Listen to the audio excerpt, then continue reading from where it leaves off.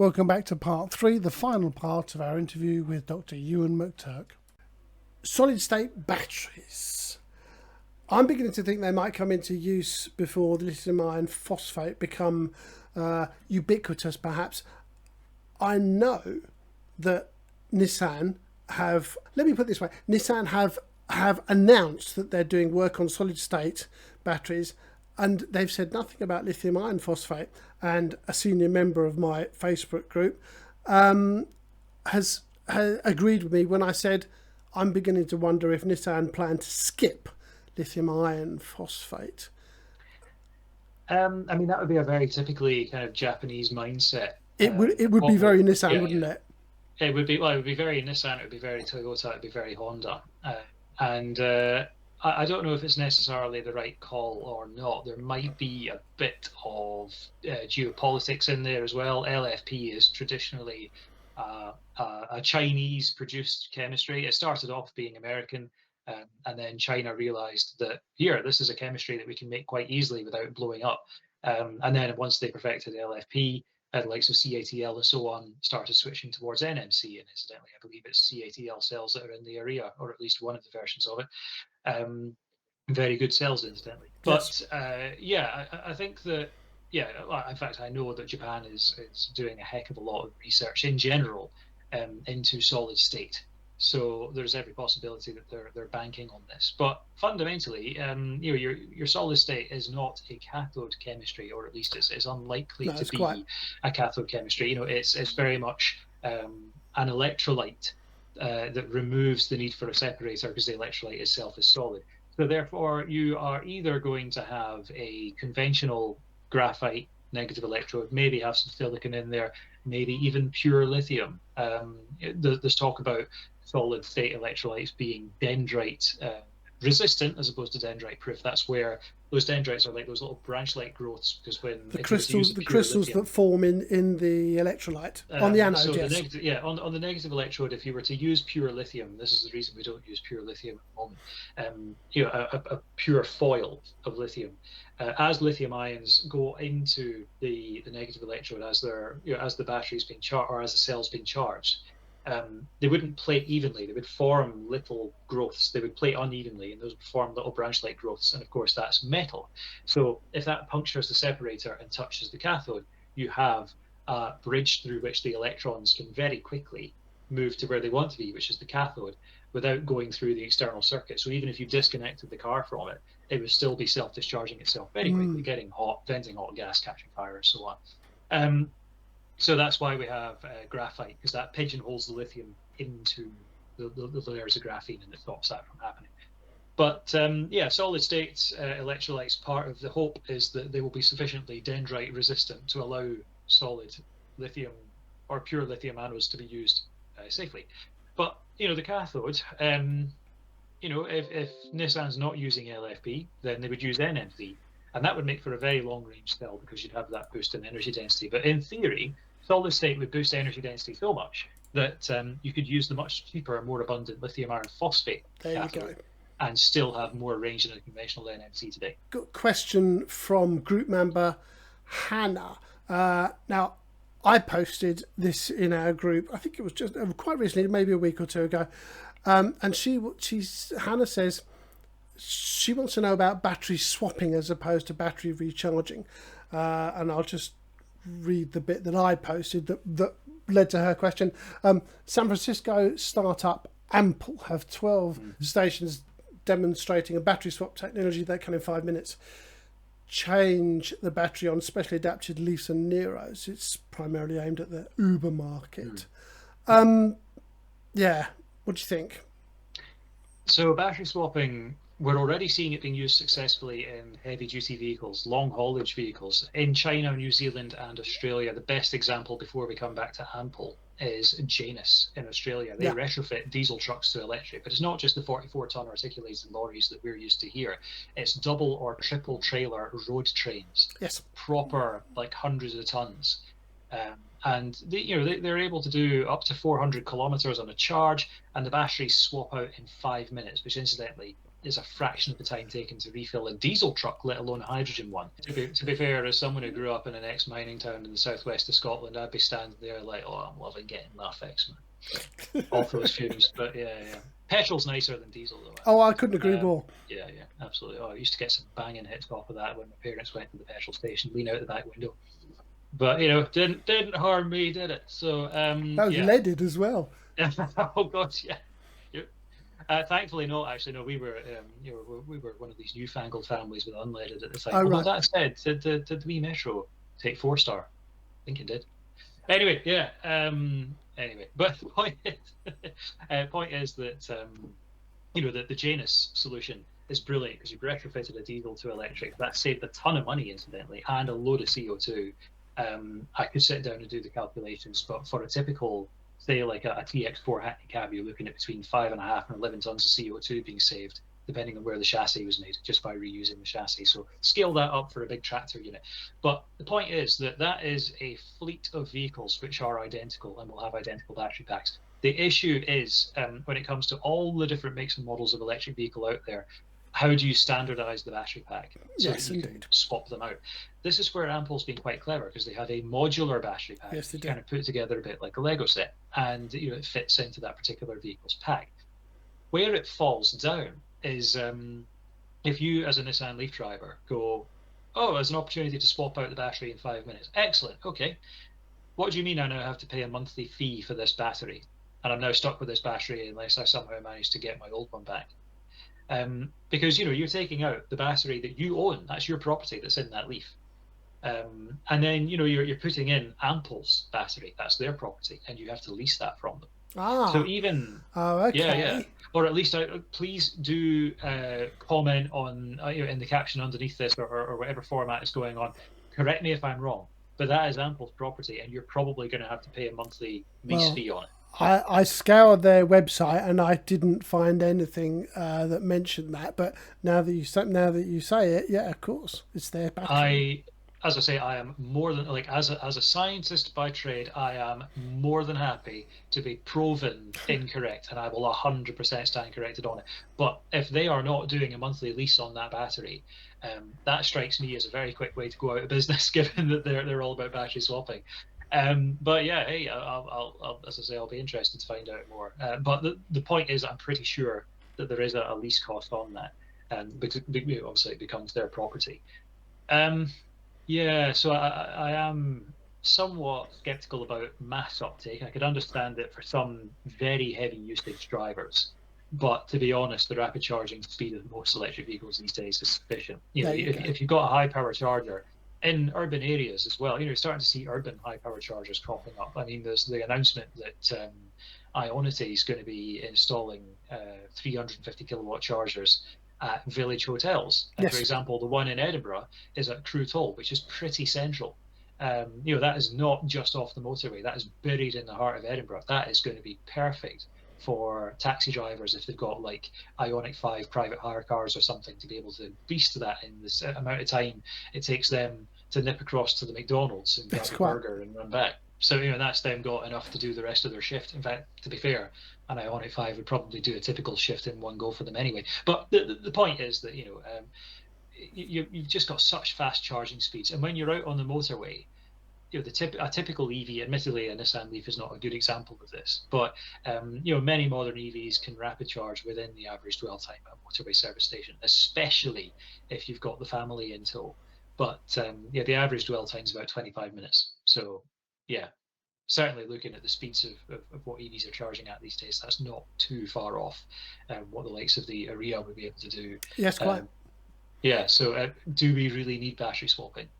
Maybe not. It's more when you're dealing with massive amounts of kilowatt hours capacity, like big trucks, and the sheer size of charger that would be required for that, versus being able to trickle charge some batteries and swap them in a fraction of the time. Question from Lawrence. Lawrence is in Glasgow, just down the M8. Lawrence asks, do you think batteries will become smaller in capacity in the near to medium future in order to make cars cheaper? He's got a 40 kilowatt Leaf.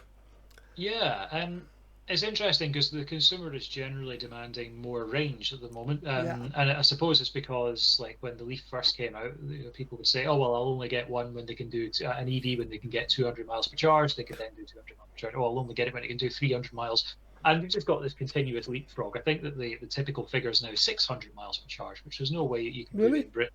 In what? Oh yeah. This is like what the naysayers I've been seeing. They've been saying like 600 miles per charge is what they're desiring. My bladder's in a terrible mess if I'd driven 600 miles, I promise you. Oh, I was about to say you were talking like bladder explosion, double kidney failure. You're a write-off after 600 miles. And you just Absolutely. got this absolute wet mess on the driver's seat. It's not going to be a fun experience. But of course, Dave down the pub needs 600 miles per charge, and he's got his 2 Shire horses he's towing everywhere along with his Oh, kids. yes, of course, yes. Yeah. Absolute, yeah. Just that they give it that, don't they? They just don't think about the actual, like, what he's only popping down the shops once a week, is Dave, in Gertrude or Mabel, who incidentally could easily be a Leaf. But the point is that yeah, in terms of battery capacity getting smaller, we are starting to see sort of the antithesis to all of this push for greater range. Yeah. And it's twofold. One of it is kind of lightweighting to an extent, and the other one is the advent of the quadricycle. We were starting to see the likes of the Citroen ME and the Fiat equivalent of it, which genuinely looks surprisingly like a 500 from the front, and it's an adorable looking thing, and everyone's going to want one in Chelsea, I can guarantee you, Yes, just quite. as a fashion accessory. But anyway, yeah, we also see in continental Europe the likes of the Dacia Spring, which is a fairly small battery capacity, and it's about a 100-mile range and so on. It could be that there would actually be demand for a sort of Dacia-esque entry-level, smaller, lighter, lower-cost battery electric vehicle. Are they necessarily going to get physically smaller? I reckon that the advent of sodium ion means that much in the way that Tesla maxed out the available pack space with lithium iron phosphate batteries to get a vehicle with less range but a cheaper price tag and improved ethics, we'll probably see the same thing again with the likes of, say, the Aria being packed out with sodium ion cells to give a 100 to 150 mile range, perhaps. You'll excuse me looking off camera, but we discovered what we called on our Facebook group a mini Aria, and I can't remember the name of it. Oh right. Um, Oh yeah, it's a K car, isn't it? Yes, it is a K car. The Yeah, Japanese one. I know exactly the one you mean. They need to bring that here. I guarantee you, it will do well. I've been haranguing them on Twitter ever since we discovered it, and weeks after we talked about it, Fully Charged guys went to Japan. They were driving it. It's a fantastic little car. They so need to bring that here. It's such a sweet looking little machine, and it's into, like, you have a look at quite a lot of K cars, and it's like the Suzuki Wendy House on wheels and all this, and it just they do not have appeal to a British market. And I remember that Vauxhall effectively made a K car. That's the one, the Sakura. So anyone at home, look up the Sakura, and I'm sure you will agree it's actually a very smart looking car. I mean, I'm going to stick my neck out here and say that if Nissan bring that here and perhaps build it in Sunderland, they've got an absolute winner on their hands, up there with Leaf and Qashqai. Guaranteed. Seriously, just bring it on over, Nissan. Stop messing about, because otherwise it's only a matter of time before BYD bring over the Seagull, which is a similarly small-sized, apparently sodium-ion equipped electric car, and they will hammer you, because obviously, the Chinese industry at the moment is pretty determined on global domination in the automotive sector, and the Seagull looks like a very promising contender for that.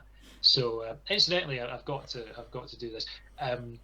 The guy who heads up all of BYD's cell and battery development over in China did his PhD with me at Oxford, and I'm so proud of him. Yeah, Dr. Rong Hao, guy's a legend, he was a joy to work with, and he's doing amazing work.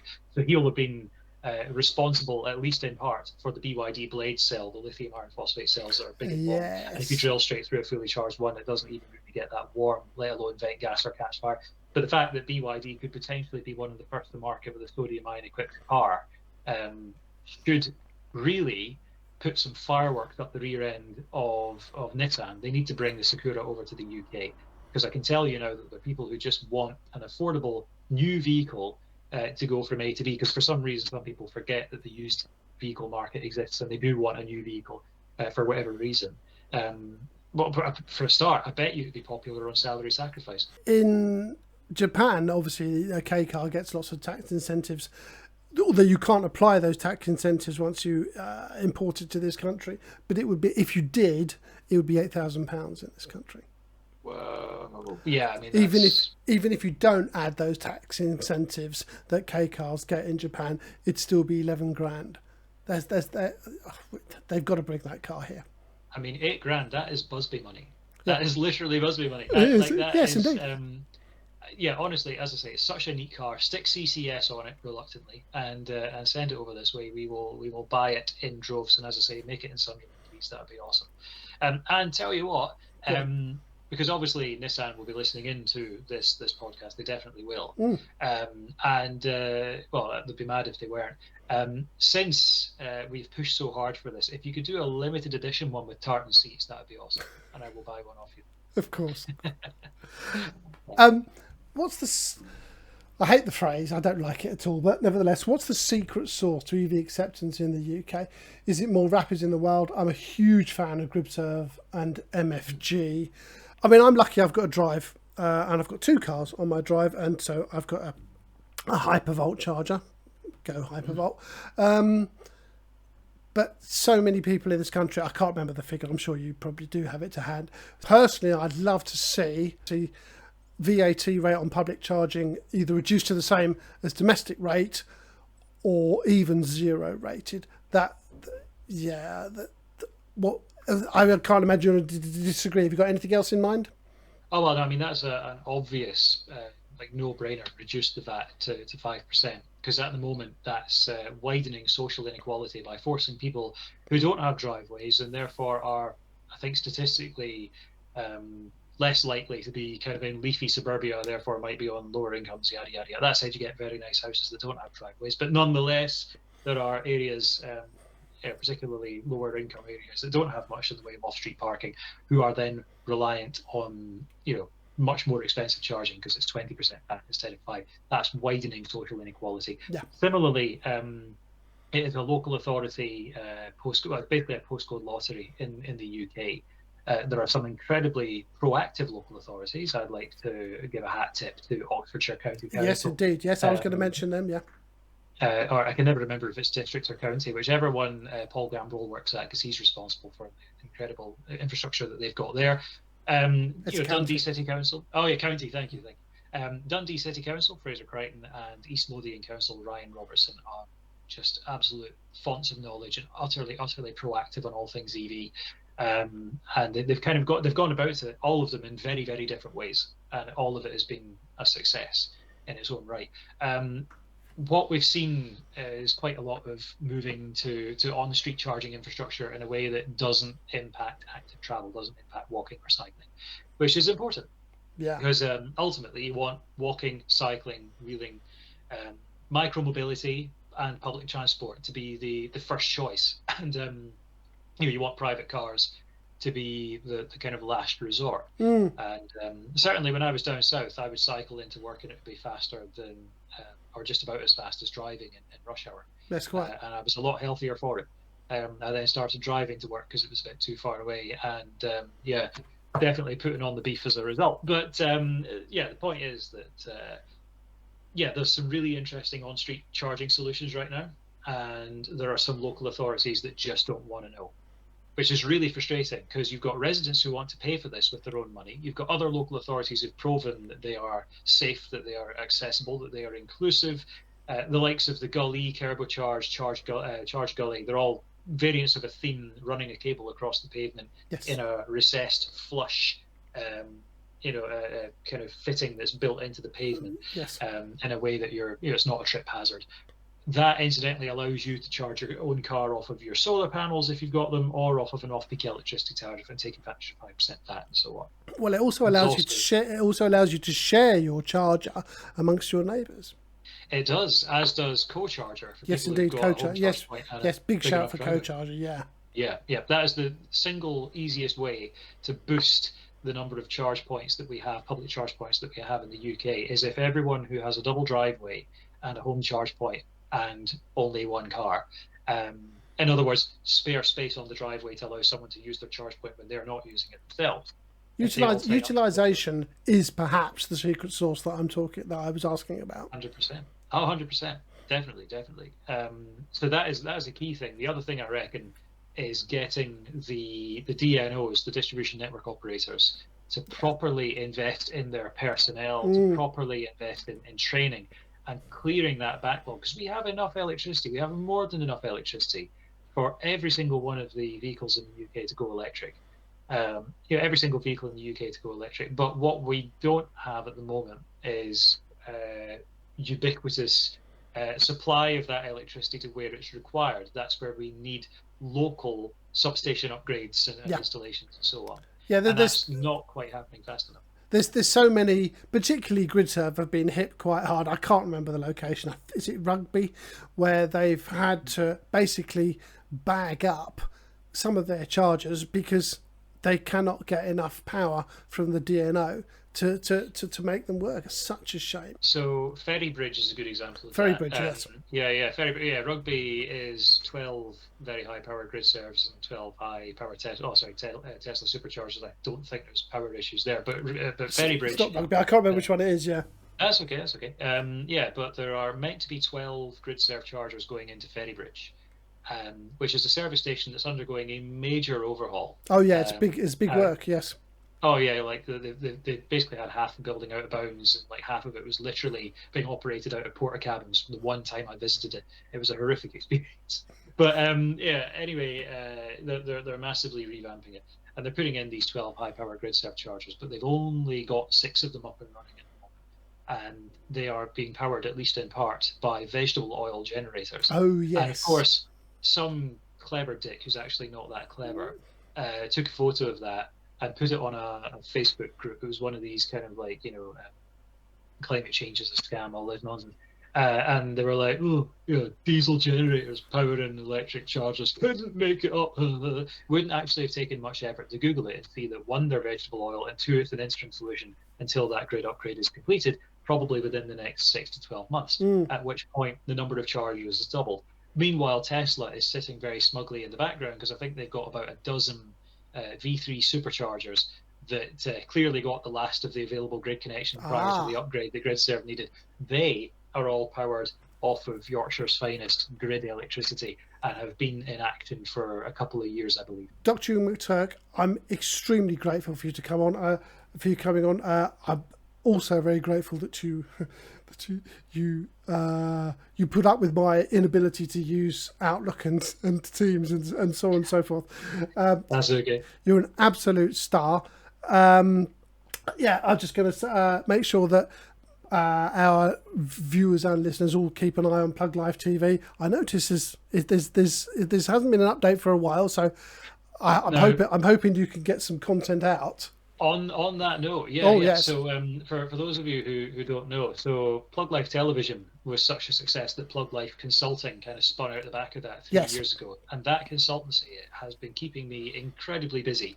Hence why there hasn't been a new episode since the ones I managed to put together during the Christmas holidays. Which is why I asked you to do the interview some 5 weeks ago, and we've just got together. It's just been, honestly, the backlog is insane.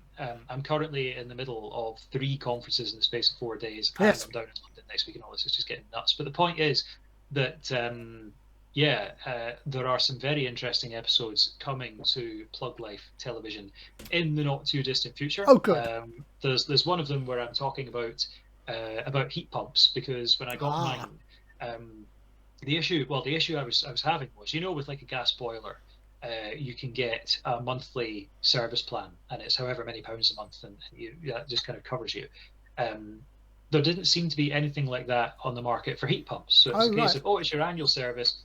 It will be however many £100, and we want that up front before we've even come to your house. Yes, quite. There was a chance encounter at Fully Charged Live Harrogate, where I discovered the very first of its kind heat pump service plan in the UK. It's from Scottish Power. And I said to them, "Oh, I've got this YouTube channel," and one thing led to another, and they brought their camera crew, invited me to their headquarters. So Oh, that's lovely. going to be a very professionally edited video that will be coming on. And on top of that, I happened to be down in Bristol a few weeks ago, which happens to be the home of the former creative director of Fully Charged Late Break Show, someone who's done a lot of work with Car and Classic as well, Mark Taylor Hankins. And he said, "Hey, you love talking about cool tech stuff. There's some cool tech companies in Bristol. Do you fancy spending a day filming some stuff?" So again, watch this space. Plug Live Television. The next few episodes are going to look very different indeed, but they will hopefully be thoroughly insightful. I will be there, and yes, I'm sure most of my other chaps will. Thank you so much for your time. You're an absolute gentleman, and hopefully we can chat some more in the future. Absolutely. I will no doubt bump into you at the next big EV event of some description. And in the meantime, thank you everyone for listening. I know we've prattled on for, oh my God. Yeah, well, I've just noticed the time we've been properly rabbiting on. I hope it's been insightful though. Once again, thank you to Dr. Euan McTurk for finding time in his busy schedule to talk to us at Nissan EV Owners Group. Keep an eye on both the Facebook group, Twitter and YouTube channels for more exciting and interesting content. Goodbye, everyone.